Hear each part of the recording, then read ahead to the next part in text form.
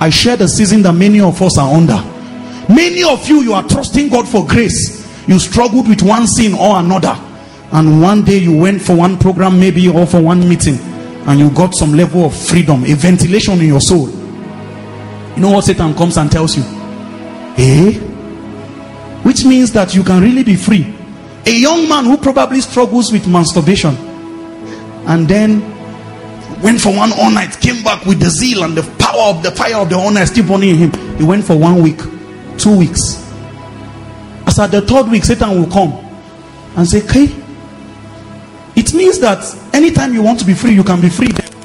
So you can even be free since you are doing what you like this. Then the person will smile. He is trying to tell you to jump down by yourself. Nobody pushed you. He then tells you, since you now know that you can be free anytime you want to be free, you can just do it this once, and then you fast on Tuesday, fast for from morning to 6 p.m. you connect again. You know, many people, you have found God's home address, so you know what to do to locate the door.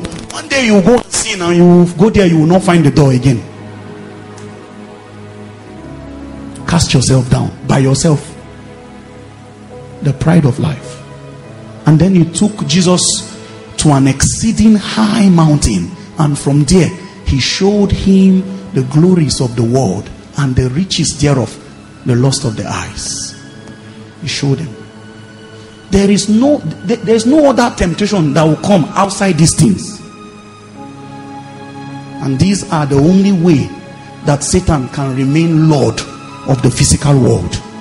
No matter anybody who tries to ascend, there is a message inside the physical world for anybody with an initiative. There is a force called gravity that is known to bring anything that goes up down. Spiritually, there is a program of the Antichrist to make sure that nobody will truly ascend. So there will be cares of life that will weigh people down. No matter if you want to fast today or you want to retreat, you will be amazed the things that will break your retreat. For some reason, all hell will break loose. All kinds of call, emergencies, to make sure that your attempt to ascend will not be successful.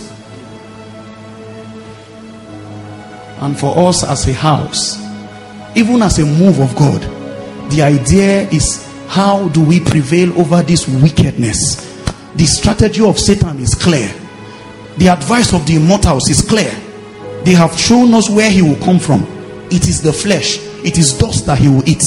They have shown us that inside this flesh there are only 3 expressions: the lust of the eyes, the lust of the flesh, and the pride of life. These 3 areas are where he will manifest from.